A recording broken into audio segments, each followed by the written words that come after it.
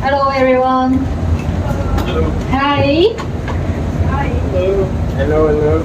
So now it's like a opinion or talk about the Tornado.Cash case. And before my speech, I would like to ask how many of you have ever used Tornado.Cash? Who used Tornado.Cash before? So there are like 2 people have used this application. So next question is how many people doesn't know about Tornado.Cash? There are also 2 people does not know about Tornado.Cash. And maybe I can ask someone who have used Tornado.Cash and air their thoughts about what is it. You're using Tornado.Cash? I am. You have Tornado.Cash?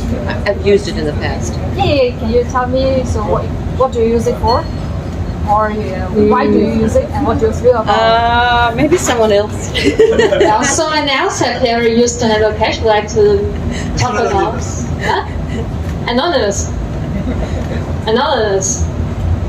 And how do you feel about the user experience? No one wants to talk. So only 2 people. Okay, you want to talk. He will. What do you want to know?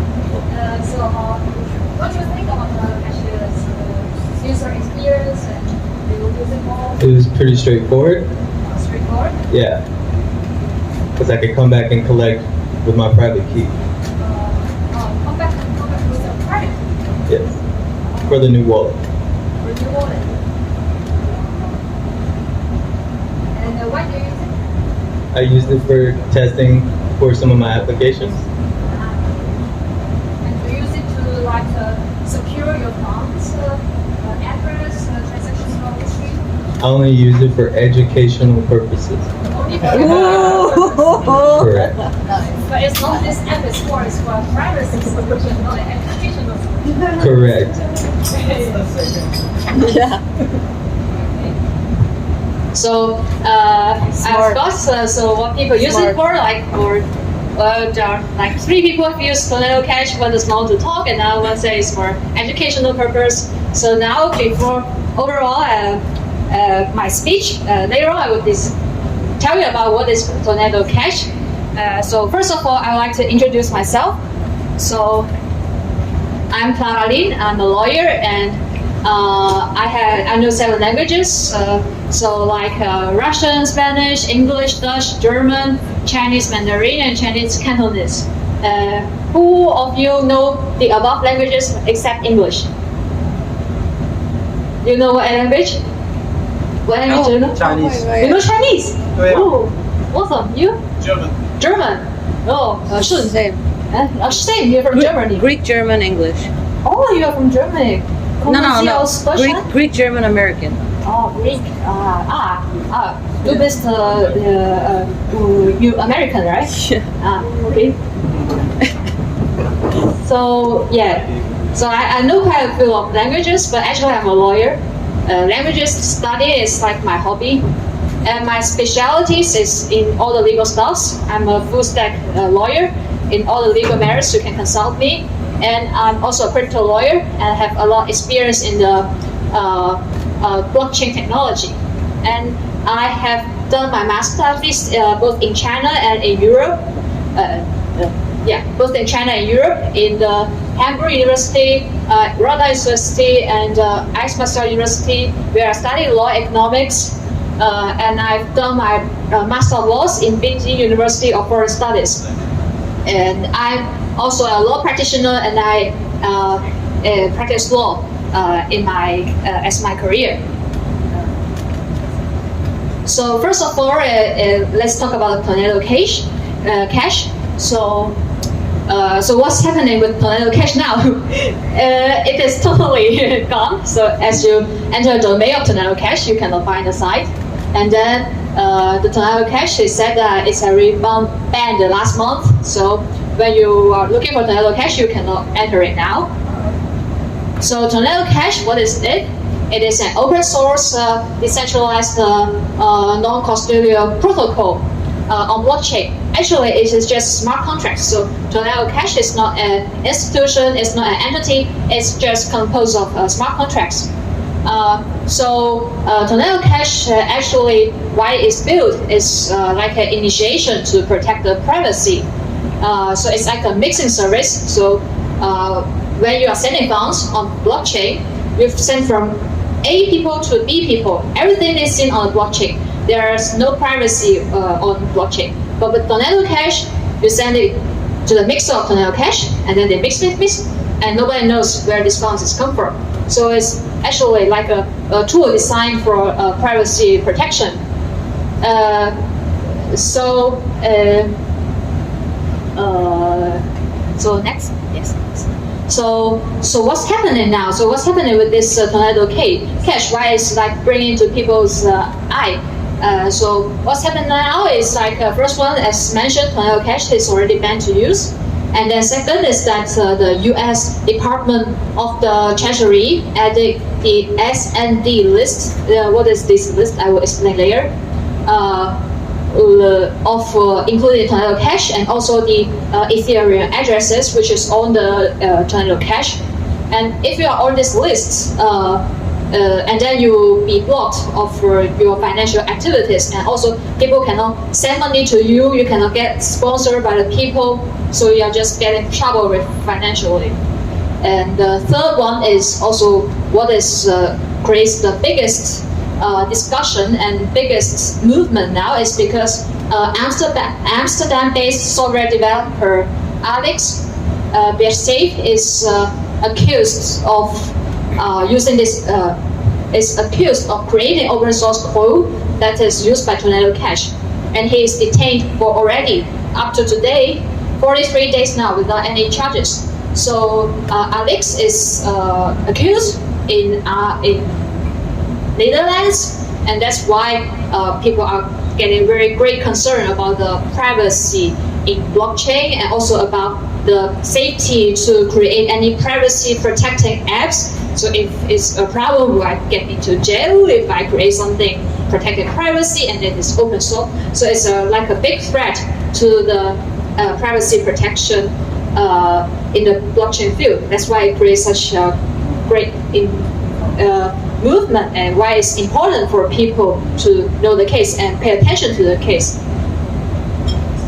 So as I mentioned before, so this is the SDN list, which Tornado.Cash is putting on. It's a list that prohibits because of the criminal, and then if you're on the list, it's like you're suspicious of you are a criminal, and then the financial activities for you or from you will be blocked. So why Tornado.Cash is under this sanction? Not yet. So I would like to interact with the audience here. So any of you could tell why Tornado.Cash is now under sanction? Anyone volunteer want to talk? Money laundering. People use it for money laundering. Yeah, money laundering.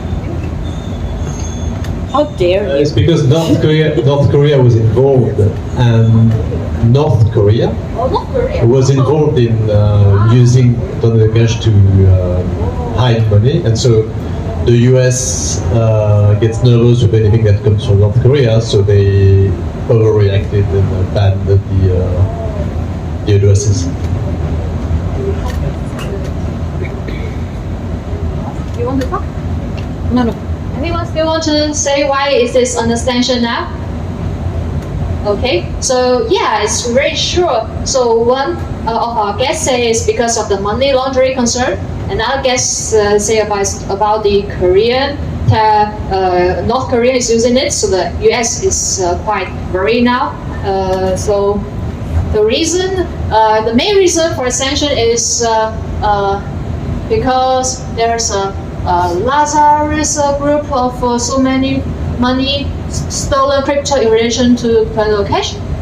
And then there are so many reasons of it, and you can check it here more in detail on this website.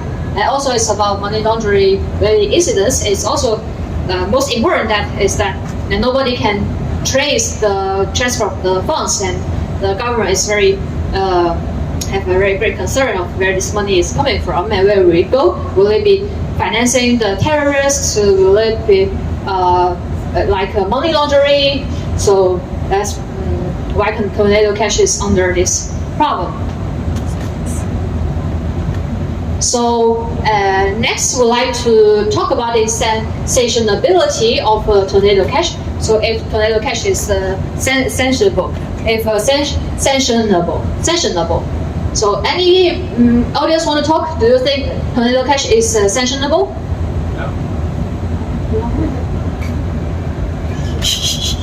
Well, no, because that's a smart contract, and you will need to be able to censor transactions. So Tornado.Cash is more like a physics law system than an entity that you can sanction. Tornado.Cash is not sanctionable because it's just smart contracts. So, so after talking about the Tornado.Cash sanctionability, and then next talk about the Alex detention, because I also mentioned that Alex was detained for this Tornado.Cash case. So what's going on? Alex actually he's just not even a worker for the Tornado.Cash. It's just that Tornado.Cash team has used his code to develop. Alex wrote open source code, and Alex Detention is actually, it strikes a warning clock for many developers and also people in the crypto, because it's a threat to the privacy, and then like a threat to the open source developer to write about any code is for the privacy protection, and also the detention of Alex is like. Many people will really argue about it because it's like against human rights, because privacy is a basic human rights to have privacy, and the arrest of Alex is like trampled on the human rights, and it's also a very big threat to the blockchain privacy maintenance, etc. Because the initiation of blockchain is also about a privacy initiation. Yeah. So. But nevertheless, Alex is detained for 43 days without any charges. But is it legitimate to detain Alex without any charges? According to the Dutch law, is yes, because there should be a distinguish between imprison, and detention. So detention is like a method that the investigation department, usually is the police, they will use to detain some suspicious person who is likely to commit a crime, to help for the investigation, just to control the people, to make sure that he's in place, he's not flee away, he's not escape, he's not hiding somewhere else. It's like a very measure for keeping the evidence in place. So according to the Dutch law, you can detain or use this preliminary pretrial imprisonment under these conditions. First is maybe you are likely to sentence for at least 4 years, or you are in a very severe suspicious of committing a very severe crime like flight, ejection, high severeness of crime, high risk of repetition, or a necessity for investigation. So the detention of Alex, on a legal perspective, it is legitimate, and he can have detained up to 90 days without any charges, and within this period, the prosecutor and the judge and the police, they will find out more evidence to further on, if to carry on the court to file a charge on him of he cannot no evidence to be found, he is totally clean and he's not a criminal, and then he will be released. And yes, but I will tell about later about what will happen if he is released. So next part is about the privacy and compliance. So far the Tornado.Cash case is about Tornado.Cash is about privacy, but what the government do is about compliance, because why government want to be detained somebody because of compliance. The government wants to know everything, wants to know if this fund is clean or not. So to the fact is that Tornado.Cash has already complied into compliance already very early in the mid 2020. You can check this here is the initiation where Tornado.Cash requires people to upload a proof of the source of the fund to fill up the compliance stage. So even though Tornado.Cash has already applied his compliance method, but Tornado.Cash is still in problem now. It's like sanction and ban. And secondly is actually what the U.S. Government is doing is like a sign of maybe will compliance this kind of privacy protected blockchain tools into in compliance way to let people to use, because nowadays people who have used Tornado.Cash before the sanction, they can still withdraw their funds if they apply for a license. So nowadays people cannot withdraw their funds in Tornado.Cash. Everything is blocked now. But if you apply for license, so it's still possible for you to withdraw. So this maybe is an implication that the government accept a compliance way of using Tornado.Cash, because this is like a signal from the government that they admit that Tornado.Cash is not created for a crime use. It's also like a neutral tool that you can be used in a legitimate way. So come to a conclusion of this talk today. So first one is the detention of Alex without charges is legitimate according to law. And second is if Alex is clean and he has never benefited from Tornado.Cash and he has no intention of profiting from this crime that is used by Tornado.Cash, and then he will be totally fine without any criminal problem with him. And if he is released without any charges, he can totally apply for compensation for this wrong detention of him. The compensation usually is equals to like the days of his charge multiple the average salary of the people that is at his place. So it's like the Netherlands average salary per day multiply the day he has been detained. And fourth is it is not clear if Tornado.Cash can continue to be used, because maybe government still does not want to have some tools that is not controlled by them. But it is certain that it must be AML compliance. AML is anti-money laundering compliance of any kinds of blockchain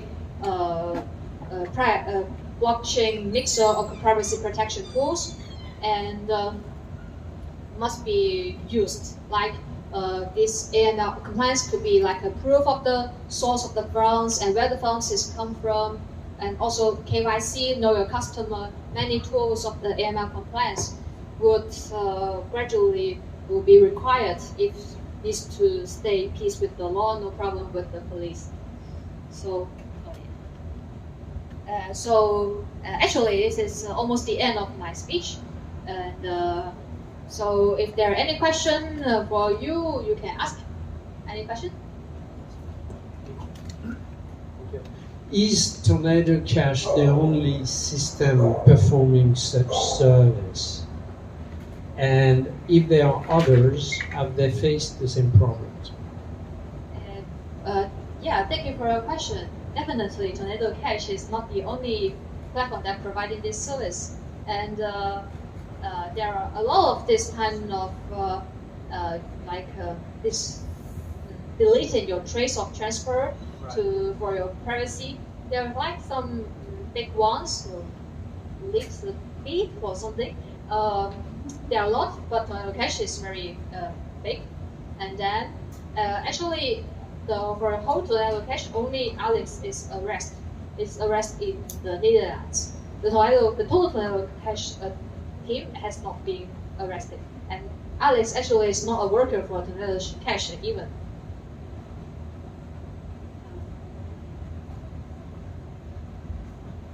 Thanks for this talk. I just wanted to ask, what's the point of Tornado.Cash now if you have to do AML and KYC? Like, it feels like there's no benefit then. Yes, you have a very good question. That's also a very good question for Tornado.Cash, because if you need to do KYC, then there's no meaning for the privacy. It's like you are using a bank. Like other people cannot use what you are using for, but the government still still knows what you are using these funds for. So that's a very good question, and maybe it's something that this privacy tools needs to be faced with.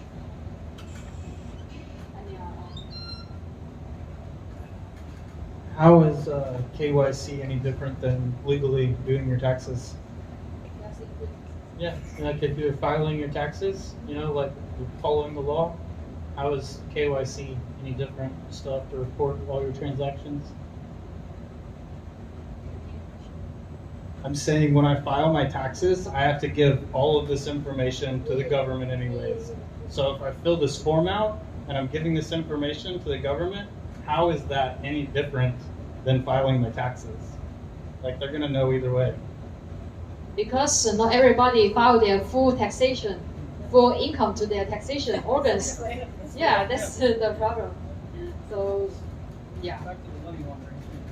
Yeah. The compliance tool is not something that you need to use. It's just like a service provided by Tornado.Cash for people who want to be able to prove the origin of their assets. So this means that if you want to show to some specific entity that this fund came from there, you can do so. And only this entity can see it, while by default on the chain, everyone can see it. So you can either do full anonymity, or you can only choose a set of actors who can see the fund that you moved. Actually, so what is happening in the US now is if you want to withdraw from the Tornado.Cash, you need to apply for a license to prove the source of the fund. It's like, if you don't withdraw, it's fine. But if you want to withdraw, you need to do the compliance to report. Like, maybe from a legal perspective, but not from a practical perspective. From a practical perspective, you can always withdraw from Tornado.Cash. Like, nothing is going to prevent you to withdraw from Tornado.Cash, at least with ETH. Like, for centralized asset, that may be another story, but for ETH, you can withdraw ETH if you want. Like, US cannot impact the smart contract. Yes, because you know technology, so you know how to do it, but many people don't know, and then, so it's, yes, yeah. So many people don't know, so they will have problem if, with storing it.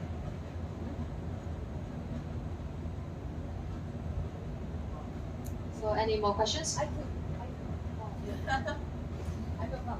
So this is slightly unrelated to Tornado.Cash, and I was wondering, in Portugal, when it comes to tokenization, especially of real estate, how can we make sure that we are following, the law?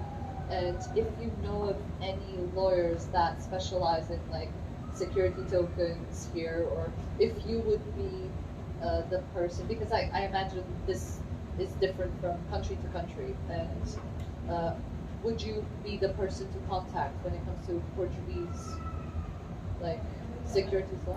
Will be the case. Okay. So Yeah, this is all my contacts. You can contact me via one of their ways. I have LinkedIn, I have Twitter, I have Telegram, I have WhatsApp, I have WeChat, so you can contact me via one of the ways to me. If you want to ask me any questions or just be friends or anything, you can have my contact. Thank you so much. That's amazing that you have all of it. I love it. Yeah, especially do this. Yeah. I have so many social media at hand in Europe. In China, I just use WeChat, that's enough. But in Europe, I need to have everything.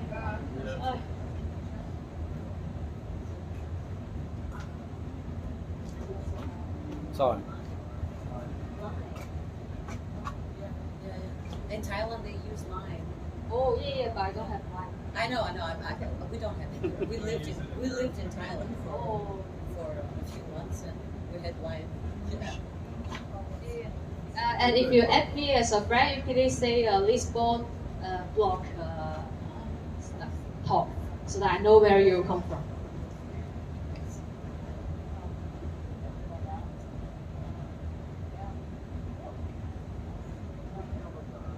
Okay, very good. So thank you everyone for attending this speech. If you don't have any question, I'm going to get dressed and prepare for the performance.